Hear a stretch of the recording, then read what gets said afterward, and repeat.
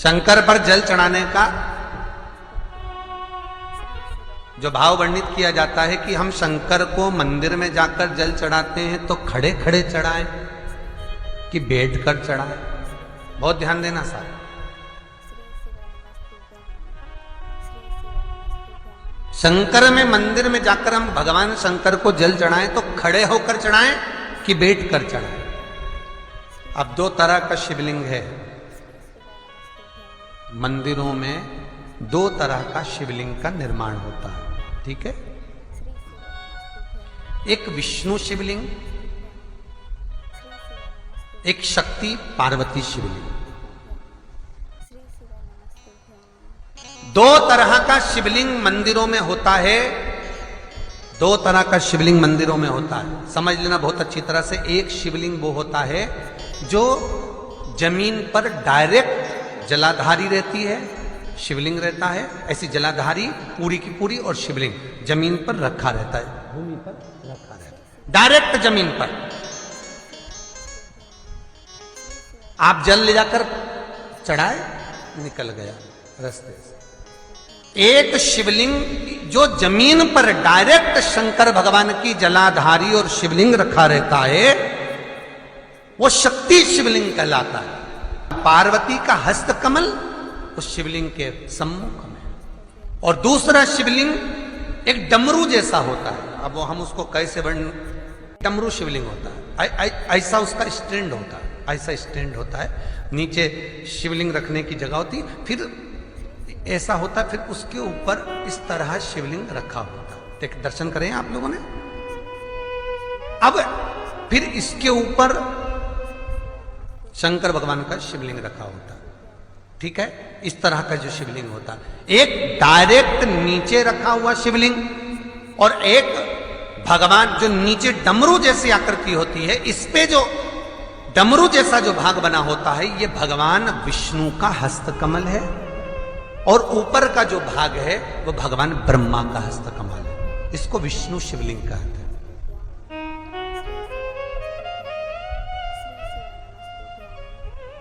इसको हरीश्वर महादेव भी कहा जाता है। कौन सा महादेव कहते हैं? हरि सर्वेश्वर महादेव। हरीश्वर महादेव भी कहते हैं, हरि सर्वेश्वर भी कहते हैं। तो डमरू जैसा जो शिवलिंग का निर्माण हुआ है मंदिर में, अगर शिवलिंग ऊंचा है, शिवलिंग थोड़ी सी हाइट पर है, ऊंचाई पर है, और डमरू जैसा भाग फिर उसके ऊपर जलाधारी के बाद शिवलिंग निर्माण किया गया है, तो वो विष्णु शिवलिंग कहलाएगा, वो हरीश्वर शिवलिंग कहलाएगा, वो हरि वंश शिवलिंग कहलाएगा, हरीश्वर कहलाएगा। और जो डायरेक्ट सीधे जो रखा हुआ है, 12 ज्योतिर्लिंग के अगर आप दर्शन करेंगे तो कहीं पर भी आपको विष्णु शिवलिंग नहीं मिलेगा, केवल एक नागेश्वर को छोड़कर जम के बोलिए, केवल एक नागेश्वर, नागेश्वर को छोड़कर बाकी के जितने 12 ज्योतिर्लिंग में शिवलिंग के दर्शन करोगे सब शक्ति शिवलिंग मिलेंगे, सब जमीन पर। आप जितने भी देखेंगे, काशी का देखेंगे, महाकालेश्वर देखेंगे, तो डायरेक्ट जमीन पर जलाधारी बनी है महाकाल बाबा की, डायरेक्ट जमीन पर बनी है, कोई ऊंचाई नहीं है, डायरेक्ट जमीन पर, फिर शिवलिंग है। ओमकारेश्वर देख लीजिए, ममलेश्वर देख लीजिए, आप चाहें तो विश्वनाथ देख लीजिए, डायरेक्ट जमीन पर। सोमनाथ देख लीजिए, डायरेक्ट जमीन पर। केदारेश्वर देख लीजिए, डायरेक्ट जमीन पर। भीमाशंकर, वैद्यनाथ, डायरेक्ट। आप वैद्यनाथ जी के लाइव प्रसारण कभी चालू कर देखना, डायरेक्ट जमीन पर, डायरेक्ट। तो जितने भी शिवलिंग हैं सारे के सारे शक्ति शिवलिंग हैं। जो डमरू के भाग पर रखा हुआ है वो हरीश्वर शिवलिंग, विष्णु के हस्तकमल पर जो रखा है, तो शास्त्र कहता है आप शक्ति शिवलिंग का जब जब अभिषेक करें, बहुत ध्यान रखना अपनी जिंदगी में इस प्रसंग को श्रावण के महीने में बहुत ध्यान रखना। आपके आसपास में भी मंदिर हो तो उस पर ध्यान रखना। जो शक्ति शिवलिंग हो उस पर जब भी जल चढ़ाना तो बैठकर चढ़ाना, बैठकर चढ़ाना। शक्ति शिवलिंग पर जब भी जल चढ़े, भले शिवलिंग कितना भी ऊंचा हो, कितना भी ऊंचा हो, तो संघी से चढ़ा दो, पर जल बैठ कर चढ़ाइए। भले शिवलिंग ऊपर है, पूरा तरह से हाथ नहीं पहुंचा, जैसे सोमनाथ जी में अब शिवलिंग कितना बड़ा है, महाकालेश्वर का शिवलिंग कितना बड़ा है, तो उसको तो बैठकर स्नान नहीं करा सकते। भले शिवलिंग कितना भी ऊंचा हो, पर अगर भूमि टच है, शिवलिंग अगर भूमि टच है, शक्ति शिवलिंग है, तो भले आधा शिवलिंग नहाए, आधे पर पानी जाए, पर बैठकर ही स्नान कराया जाता है। और महाराज यदि हरीश्वर शिवलिंग है, अर्थात भगवान विष्णु के हस्त कमल पर, ब्रह्मा के हस्त कमल पर यदि शिवलिंग है, तो वो शिवलिंग का जब भी स्नान कराएंगे, अभिषेक कराएंगे, पूजन कराएंगे, तो खड़े होकर ही करना है। और खड़े होने का भी तरीका होता है, दोनों चरण बराबर में रखकर कभी भी शंकर भगवान के शिवलिंग का स्नान नहीं कराया जाता। दोनों चरण बराबर रखकर, अगर हरीश्वर शिवलिंग है, किसी मंदिर में शंकर को जल चढ़ाने के लिए आप गए हो और शंकर को जल चढ़ा रहे हो, तो हरीश्वर अगर शिवलिंग है तो दोनों पांव बराबर रखकर नहीं, एक सीधा चरण थोड़ा सा आगे रखिए और उल्टा चरण थोड़ा सा पीछे रखकर भगवान शंकर का जलाभिषेक करने पर लक्ष्मी जैसे अपने चरण रहते हैं, भगवान शंकर उसी तरह से लक्ष्मी को दौड़ाते हुए अपने घर में प्रवेश कराते। लक्ष्मी भागती हुई, अगर जो पुष्टि मार्ग से जुड़े होंगे, जो भगवान ठाकुर जी की सेवा करते हैं, पुष्टि मार्ग से जुड़े हों, श्रीमद वल्लभाचार्य जी से, वल्लभ कुल बालकों से जिनका ब्रह्म संबंध हुआ है, ऐसे अगर जीव हैं, वैष्णव जीव हैं, तो वो दर्शन करते होंगे ठाकुर जी, यमुना जी और महाप्रभु जी का। तो कैसा दर्शन करेंगे? श्रीनाथ जी का दर्शन करेंगे तो दोनों पांव श्री जी बाबा के, मेरे ठाकुर जी के बराबर पर है, नाथ द्वारा वाले श्री जी बाबा के, गोवर्धन नाथ जी के दोनों पांव चरण बराबर। श्रीमद वल्लभाचार्य जी का दर्शन करेंगे तो दोनों चरण बराबर के फोटो में मिलेंगे। पर यमुना जी का अगर आप दर्शन करेंगे, पटरानी यमुना जी का जब दर्शन करेंगे, तो यमुना जी का चित्र का दर्शन करेंगे, तो यमुना हमेशा एक पांव यमुना जी का आगे मिलता है। क्यों?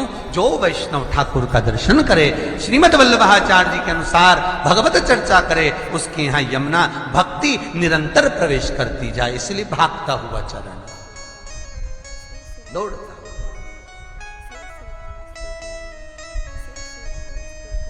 दौड़ता। तो शंकर भगवान का अगर हरीश्वर शिवलिंग है, कहीं शिवलिंग डमरू आकृति पर, अगर ऊंचाई पर है, हरीश्वर है, तो फिर जल खड़े होकर चढ़ाए, चरण आगे पीछे।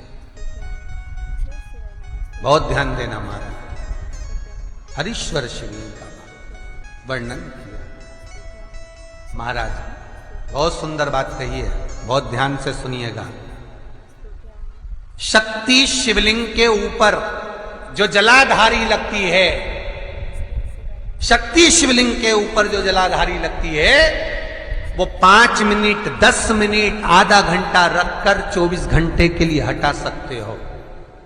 शक्ति शिवलिंग के ऊपर जो जलाधारी लगती है, वो 15-20 मिनट रखकर, आधा घंटा रखकर आप हटा सकते हो।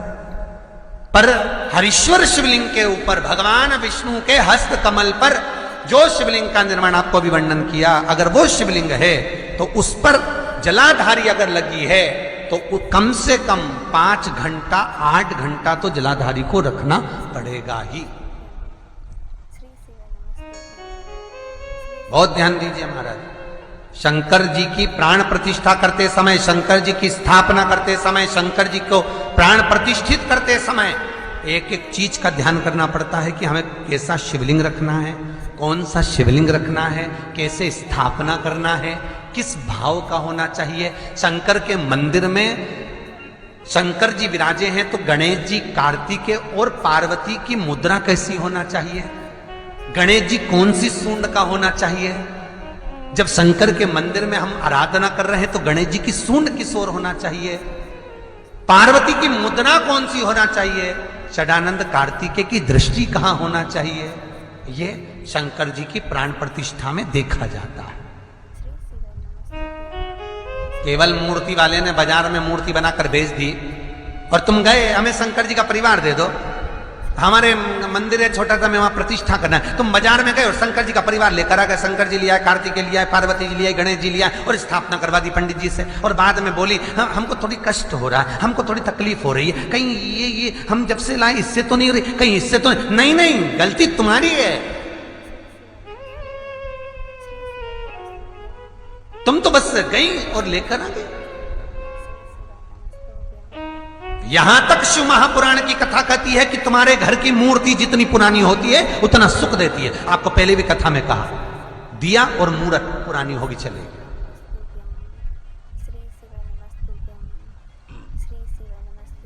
पुरानी चढ़े हुए जल को जब आप थोड़ा सा लेकर आते हो, आपको बताया था ना कि खाली लोटा नहीं लाना चाहिए, खाली कलश शंकर जी के मंदिर से वापिस नहीं लाना। शंकर भगवान को जल चढ़ाया, चढ़ाने के बाद थोड़ा सा जल हाथ में या कटोरी में या कलश में झेल लिया, भले 2 बूंद लाओ पर अपने घर पर लेकर आओ। उस 2 बूंद जल का भी स्पर्श कलश के अंदर हाथ की 3 उंगलियां लगाकर अगर त्रिशूल पर टच कर कर मात्र आपने उस कलश के अंदर लगा दिया और वो जल भी आपने अपने घर पर छोड़ दिया, छीट दिया या उसका आचमन मात्र हो गया, तो व्यक्ति का यश बढ़ना अपने आप प्रारंभ हो जाता है। उसकी यश की